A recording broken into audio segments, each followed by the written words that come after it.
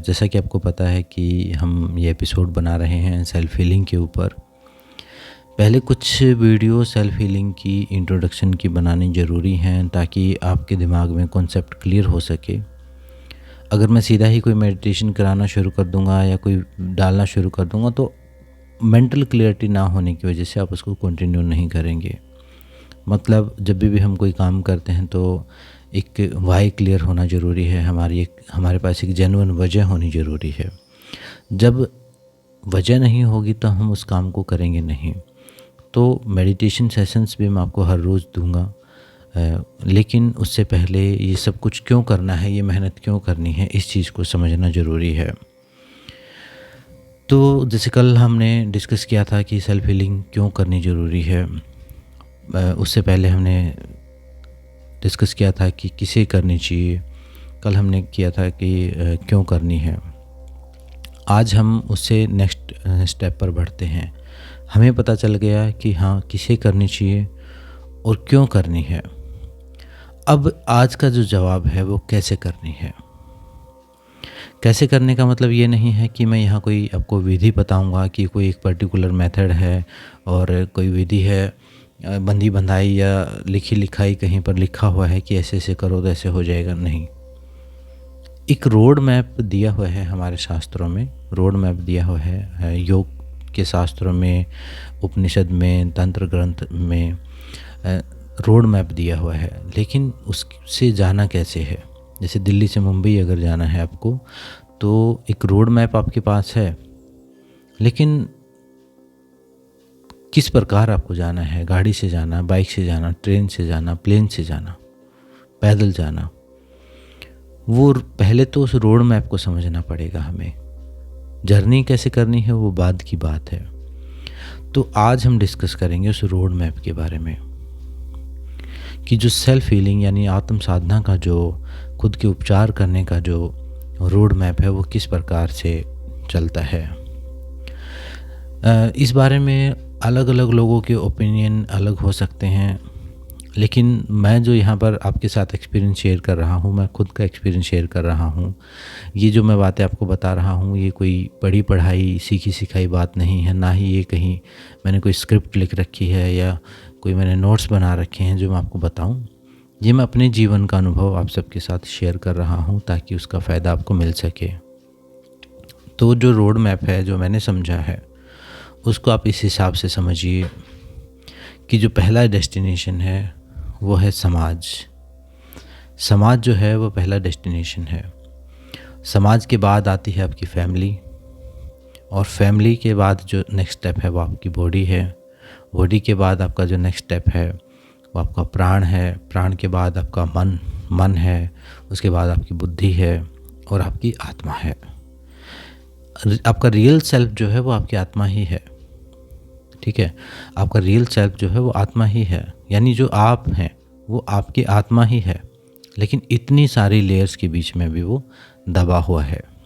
यही कारण है कि हमें उसका ना तो कोई रियलाइजेशन होता, ना उसकी कुछ समझ होती, ना ही समझ में ही नहीं आता और ना कभी कोई सवाल उठता है, क्योंकि इतनी सारी लेयर्स उसके ऊपर हैं। हम में से हर कोई किसी लेयर पर अटका हुआ है, किसी लेयर पर वीक है। अब इसको मैं सिंपल करने का अगर रास्ता थोड़ा सा सिंपल करके समझाऊं आपको, तो ये जो 5 लेयर हैं इनको समझ लीजिए। एक प्याज का, जैसे प्याज होता है उसकी लेयर होती हैं, उसकी कई सारे छिलके रहते हैं, तो वैसे ही आपके आसपास ये सारी लेयर्स हैं। तो जब आप दुखी होते हैं, सुखी होते हैं, और प्याज के अंदर एक छोटी सी आत्मा भी रहती है, मतलब छोटी सी बॉल टाइप से वो भी रहती है, तो वो आप हैं। लेकिन अभी बहुत सारे ऊपर लेयर ओढ़ रखी हैं। ये तो मैंने एक जेन्युइन लेयर बताई हैं जो हमें पता है, इसके अलावा भी बहुत कुछ हो सकता है, लेकिन एक मोटे तौर पर ये स्टेप्स आपको फॉलो करने पड़ेंगे सेल्फ हीलिंग के लिए। अब सबसे पहले हमें जानना पड़ेगा समाज के बारे में। समाज में जैसे कि हमारे ऋषियों ने यम नियम बताए हैं, सत्य, अहिंसा, आस्तेय, ब्रह्मचर्य, अपरिग्रह, सोच, संतोष, तप, स्वाध्याय। ये यम नियम जो हैं ये सोशल और सेल्फ डिसिप्लिन हमें फॉलो करने पड़ेंगे अपने समाज को ठीक रखने के लिए। नॉर्मली हम समाज में सब कोशिश करते हैं कि अपनी तरफ से अच्छा ही करें, कोई बुरा नहीं जानबूझ के करता। कोई पर्सनल स्वार्थ की वजह से कोई कर सकता है, उन मजबूरीवश या बहुत कम लोग हैं मतलब। लेकिन जो हीलिंग की बातें सुन रहा है तो वो बात यही है कि वो समाज में अपनी रेपुटेशन बना के ही रखेगा और इन सारे नियमों को पालन करने की कोशिश करते हैं, लेकिन समाज में ही अटके रह जाते हैं। ठीक है, समाज में समाज ये सातों लेयर खराब भी हैं, मतलब ये अशुद्ध भी हो जाती हैं, ये शुद्ध भी हो सकती हैं, प्योर भी हो सकती हैं, इनमें एनर्जी ब्लॉक भी हो सकती है। एक आत्मा की जो ऊर्जा है इन सारी लेयर में फैलती है। ब्रह्मांड की भी ऊर्जा मिलती है तो आपको इन सारी लेयर के द्वारा ही आदान प्रदान होता है आपका। आप खुद को एक इंस्ट्रूमेंट समझ लीजिए। आप थोड़ी देर के लिए आत्मा परमात्मा की बातों को छोड़ के खुद को एक इंस्ट्रूमेंट समझिए, जिसके पास एक शरीर है, जो एक समाज में रहता है, एक परिवार में रहता है। तो समाज के लेवल पर हील करने के लिए यम नियमों का पालन किया जाता है, जिसमें जो आपको सामाजिक तौर पर आपकी रेपुटेशन अच्छी कर देता है, आपकी बाधाएं दूर करता है। अगर आप सत्य, अहिंसा, अस्तेय, ब्रह्मचर्य इन सारी चीज़ों का पालन करेंगे तो एक सेल्फ डिसिप्लिन आपके अंदर एक पैदा हो जाता है। नियमों का जो पालन है वो आपके अंदर सेल्फ डिसिप्लिन पैदा करता है। यम का पालन जो है वो आपके अंदर समाज के स्तर पर आपको एक अच्छा व्यक्ति का ओहदा दिला देता है, या एक अच्छा व्यक्ति आप समझे जाना शुरू हो जाओगे। अगर आप आगे कुछ साधना करते हो, हील करते हो तो आपकी बात सुनी जाएगी। ठीक है, तो ये समाज के स्तर पर हुआ, स्वयं के स्तर पर नियम हुए। अब सबसे मेन जो आता है फैमिली की जितनी भी जिम्मेदारियां हैं, हम जितनी भी आत्माएं हैं, वो कुछ आत्माएं समाज में ही अटक के रह जाती हैं। सारी उम्र वो समाज के लिए काम करती रहती हैं। समाज के लिए काम का मतलब ये नहीं है कि वो समाज के सुधार का काम करती हैं। वो इस चक्कर में सारा उनका जीवन निकल जाता है कि लोग क्या कहेंगे, वो क्या सोचेगा, वो क्या करेगा, पड़ोसी क्या कहेंगे। उनका करियर डिसाइड होना भी पड़ोसियों पर डिपेंड है, उनके जीवन में जो भी होना है वो पड़ोसियों पर डिपेंड है, लोगों पर डिपेंड है, जो कि एक ठीक तरीका नहीं है। समाज सेवा के लिए अगर कोई फंसा हुआ है तो उसको हम अच्छी बात कहेंगे, वो कर्म योग कर रहा है, वो सेवा कर रहा है। लेकिन ये इस टाइप से एक समाज का ऐसा जाल है, इसी में उलझ के रह जाते हैं मैक्सिमम लोग। तो फिर वहाँ से भी कोई निकलता है। अगर कोई समाज को भी थोड़ा सा कोशिश करता है कि डिटैच रहे और अपनी जिम्मेदारियाँ पूरी करे समाज के प्रति, और वहाँ से एक डिटैचमेंट उसमें बने, तो फिर वो फैमिली में अटक जाता है। यानी दूसरा जो जाल है फैमिली का है। फैमिली में हर किसी की फैमिली में कुछ ना कुछ प्रॉब्लम रहेंगी, उनको सुलझाने में इतनी जीवन ऊर्जा खर्च हो जाती है कि जिसको उसके बाद इंसान खुद के बारे में कुछ सोच ही नहीं पाता। मुझे तो कई बार समझ में भी आता है कि क्यों हमारे ऋषियों ने ब्रह्मचर्य का रास्ता पालन करने के लिए बोला। क्योंकि एक बार आपकी फैमिली बन गई तो आपने एक ऐसा जाल जंजाल खड़ा कर लिया अपने आसपास, जो आपको करना ही पड़ेगा। मैं ये नहीं कह रहा कि फैमिली को छोड़ दो, गलत है वो, लेकिन जीवन ऊर्जा आपकी बहुत ज़्यादा व्यय होगी वहाँ पर। अब आत्म उत्थान की तरफ काम बहुत मुश्किल से हो जाएगा। जितने भी महापुरुष हुए हैं मैक्सिमम लोग बिना फैमिली वाले ही हुए हैं, जो स्वयं पर ध्यान दे रहे थे। हाँ, फैमिली वाले हुए हैं, कुछ रेयर केसेस हुए हैं, लेकिन ज़्यादातर लोग नहीं कुछ कर पाते हैं। प्रतिभावान व्यक्ति तो कहीं भी कुछ भी कर लेंगे, लेकिन एक आम इंसान, एक मेजॉरिटी जो है वो नहीं कर पाते हैं कुछ भी। वो सिर्फ अपने ही घर परिवार की बातों में, अपनी जॉब के लिए, उनके खाना ढूंढने के लिए, अपने रोटी कपड़ा मकान के लिए सारी उम्र लड़ाइयाँ चलती रहती हैं। दूसरा जाल हो गया फैमिली का, वहाँ बंध गए। पहले समाज में बंधे थे, फिर फैमिली में आप बंधे हुए हैं। अब फैमिली में भी आप एक डिसिप्लिन क्रिएट करेंगे, वहाँ भी आप कुछ अवेकनिंग लेके आएंगे, कुछ अवेयरनेस क्रिएट करेंगे, लोगों के बीच में आपसी संबंधों को सुधारने के लिए कुछ करेंगे। फिर कहीं जाके आपकी बारी आएगी। अब जो सफ़र शुरू होता है वो आपका ही है, वो भी आपका ही सफ़र था लेकिन इनडायरेक्ट था। उसके बाद फिर हमारी जो तीसरी लेवल पर जो हमें काम करने की ज़रूरत होती है, इन सारे मैप्स को हम काम एक एक स्टेप पर काम करते हैं सेल्फ हीलिंग में। एटलीस्ट मैं जो सिखाता हूँ उसमें मैं कोशिश करता हूँ कि इन सारे स्टेप्स कवर हों, समाज भी कवर हो, फैमिली भी कवर हो और खुद का भी कवर हो। अब यहाँ से जो है मेन चीज़ आती है शरीर हमारा। अब जब उस समाज से, उस परिवार से बचने के बाद जब कभी आप बैठ के सोचते हैं खुद के बारे में कि मैं खुद को कुछ करूं, खुद का उत्थान करूं, खुद को मुक्त करूं या खुद का विकास करूं कुछ अंदर, तो आपका शरीर जवाब दे जाता है। इतनी थकान, इतनी बीमारियां, गलत लाइफस्टाइल, इतने सारे दर्द जो कि प्रैक्टिकल है, इग्नोर नहीं किए जा सकते। तीसरा स्टेप शरीर। अब शरीर नहीं अलाउ करेगा। शरीर की बीमारियों से आप उठ पाए, कुछ एक्सरसाइज करना शुरू किया, कोई पेन हो जाएगा आपको, या वजन बढ़ा हुआ होगा या बिल्कुल कम होगा।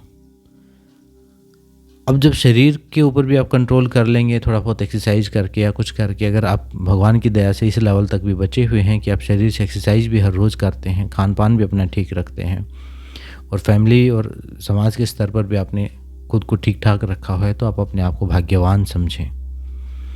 अब आपकी मदद कर सकते हैं अब नेक्स्ट जो लेयर है वह एनर्जी की लेयर, जो प्राणायाम या प्राणमय कोश, जो प्राणायाम के द्वारा प्राण शरीर जिसको हम बोलते हैं, जो ऊर्जा शरीर है हमारा, जो प्राणायाम के द्वारा रेगुलेट होता है।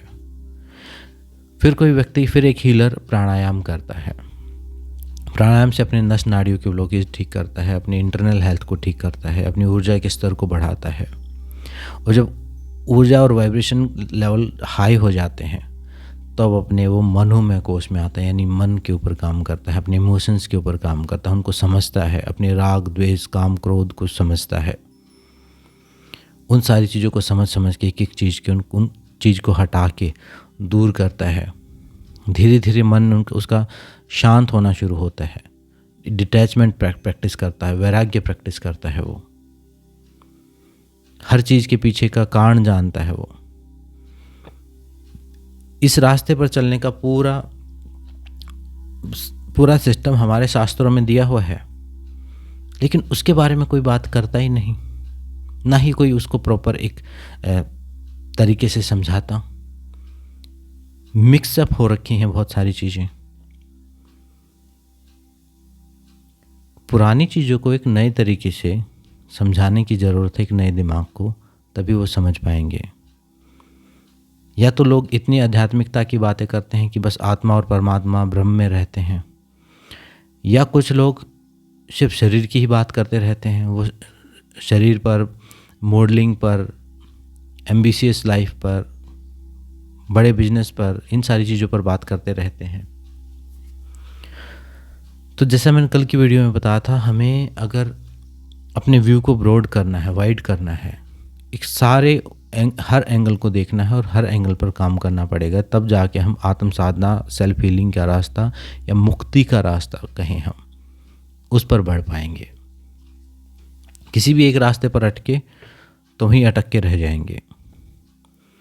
जब प्राण पर हमने काम कर लिया प्राणायाम के द्वारा, विभिन्न विधियों के द्वारा, ब्रीथ वर्क के द्वारा, फिर हम काम करते अपने मन पर, काम क्रोध मोह लोभ पर, जो कि उसके लिए भी कुछ प्रैक्टिसेस हैं, वो अभ्यास किए जाते हैं।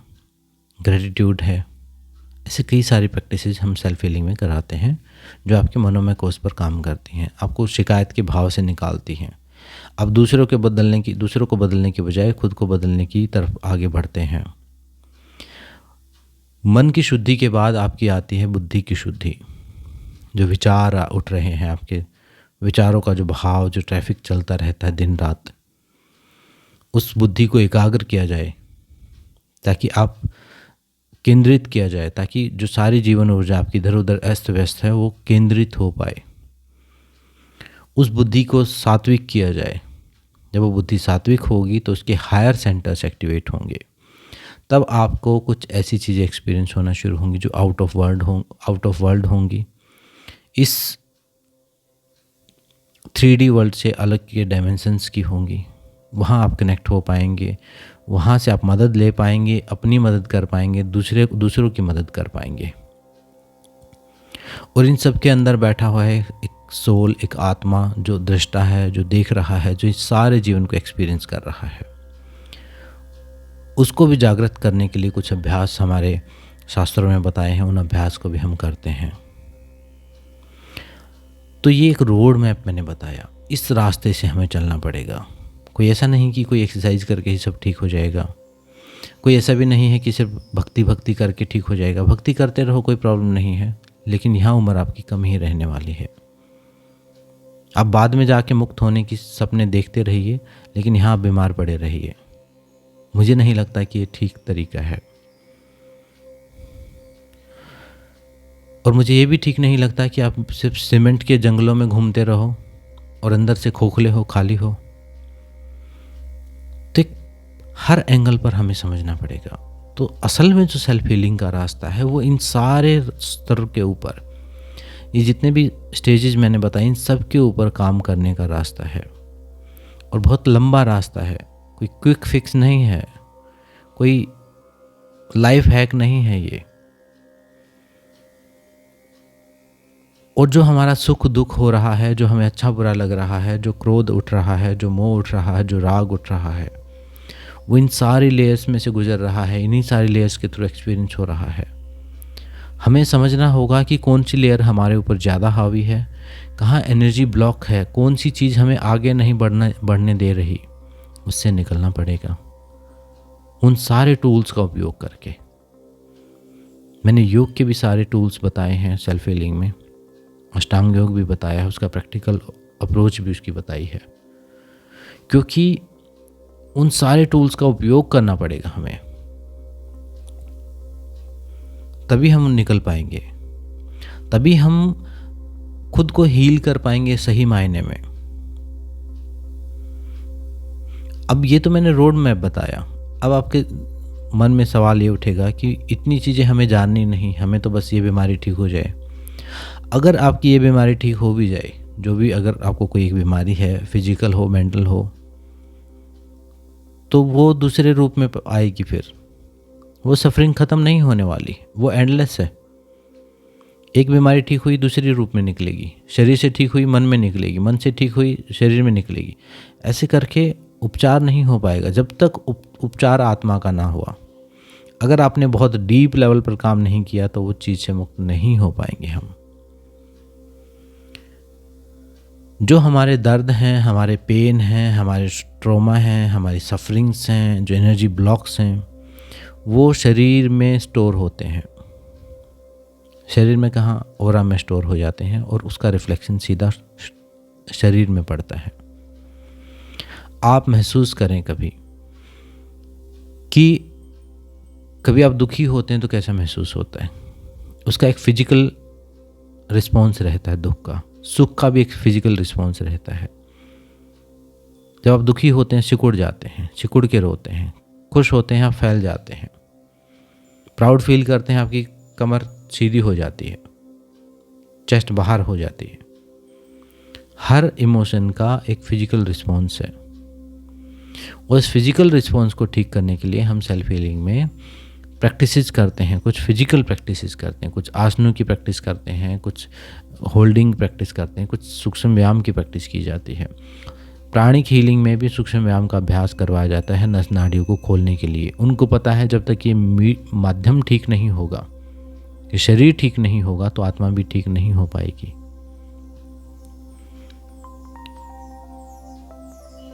शरीर से समाज और फैमिली तो हमें दिखती ही है, फिर शरीर से हम इग्नोर करते हैं शरीर के स्तर पर। बाहर का हम ध्यान रखते हैं कि लोगों को बुरा ना लगे, दूसरों का भला, समाज की भी हम कई बार समाज का भी हम ध्यान रख लेते हैं भगवान से डरते हुए, या जो नियम कायदे कानून है। आपको पता है कि वो डर है सिर्फ, वो आपके अंदर से नहीं आ रही, वो भलाई, वो आपने एक पर्सोना यानी एक पर्सनैलिटी ओढ़ ली अपने ऊपर। आपको पता है कि अगर आप किसी का बुरा करेंगे तो कोई आपका कर देगा, बस इस वजह से, या फिर अब हमें समझाया गया कि भगवान सब देख रहा है, तो इस वजह से हम एक अच्छाई करते हैं बाहर, और फैमिली को भी सब अपना ध्यान रखने की कोशिश करते हैं, जिम्मेदारियाँ कि लोग क्या कहेंगे, इसी चक्कर में। उसके बाद हम इग्नोर करते हैं खुद के स्तर पर, यानी शरीर के स्तर पर आते ही हम हाथ खड़े करते हैं। हम खुद के लिए कुछ नहीं करेंगे, हमें समय नहीं है, ना हमारी फैमिली के लिए, हमारे फैमिली में इतना उलझ गए हैं, हमें समय नहीं है। फिर वो जो ऊपर की 2 लेयर हैं उनकी हम प्रोटेक्शन ओढ़ते हैं खुद से बच के भागने के लिए।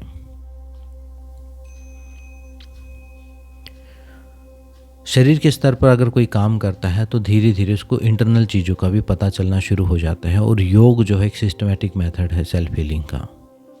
वो अलग बात है, आज के दिन जो योग प्रचलित है वो या तो उसमें आसन है या फिर प्राणायाम है, आगे की कोई बात नहीं करता। ये तो 2 ही लेयर हुई ना, शरीर और प्राण, उसके अलावा मन की कोई बात नहीं करता। अब आगे कर रहे हैं लोग, अब आने वाले समय में लोग मेडिटेशन भी कर रहे हैं, माइंडफुलनेस भी कर रहे हैं। तो ये सारा रोड मैप मैंने आपको जो समझाया है ये सेल्फ हीलिंग का है। इसमें हम डेली प्रैक्टिसेस कुछ करते हैं हर रोज़।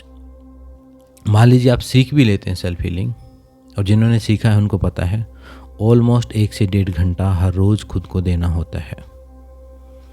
अगर वो नहीं दिया तो आप सीखो तो इन्फॉर्मेशन है आपके दिमाग में, ज़्यादा से ज़्यादा एक सर्टिफिकेट हो जाएगा आपके पास, और कुछ नहीं होगा। कहने को एक भ्रम हो जाएगा कि हाँ हमने सीखा हुआ है, एक्सपीरियंस कुछ नहीं होगा। जो करते हैं उनको भी साधना बताई जाती है, और चाहे कोई भी टीचर करवा रहा है तो एक प्रैक्टिस बताई जाती है, हीलिंग प्रैक्टिस। तब जाके वो अंदर की चीज़ें निकलती हैं बाहर, शरीर से जो बीमारियां हैं वो बाहर निकलती हैं। कोई एक बीमारी है तो जितनी भी बीमारियां हैं 80% बीमारियां साइकोसोमेटिक हैं, मतलब वो आपके मन से चल के आपके शरीर में पैदा हुई है। मोटापा जो है, वेट बढ़ना, एक साइकोसोमेटिक बीमारी है। सर्वाइकल एक साइकोसोमेटिक बीमारी है। पेट का अपसेट हो जाना साइकोसोमेटिक है। माइग्रेन हो जाना साइकोसोमेटिक है। यहाँ तक कि बैक पेन हो जाना भी साइकोसोमेटिक है। आपको यकीन नहीं होगा, आप बहुत डीप जब आप पढ़ेंगे उस बीमारियों के बारे में तो आपको समझ में आएगा कि साइकोलॉजिकल कारण, बीमारी शरीर में नहीं पैदा हुई या किसी भगवान ने नहीं दी, बीमारी किसी भाग्य में नहीं लिखी हुई थी, बीमारी यहाँ पैदा हुई थी, शरीर में रिफ्लेक्ट हो रही है। कुछ चीज़ें जो बाहर से इन्फेक्शन होते हैं वो नहीं है साइकोसोमेटिक। वहाँ भी लो इम्यूनिटी, उनका कारण जो है इम्यूनिटी लो है, तो वो भी साइकोसोमेटिक हो जाती हैं। तो मन, बुद्धि, इन सारी चीज़ों के ऊपर काम करना सेल्फ हीलिंग है। शरीर से शुरू करना, फैमिली समाज आप कर लेते हैं मैनेज, लेकिन शरीर, प्राण, मन, बुद्धि, आत्मा, इनके लिए जो अभ्यास किए जाते हैं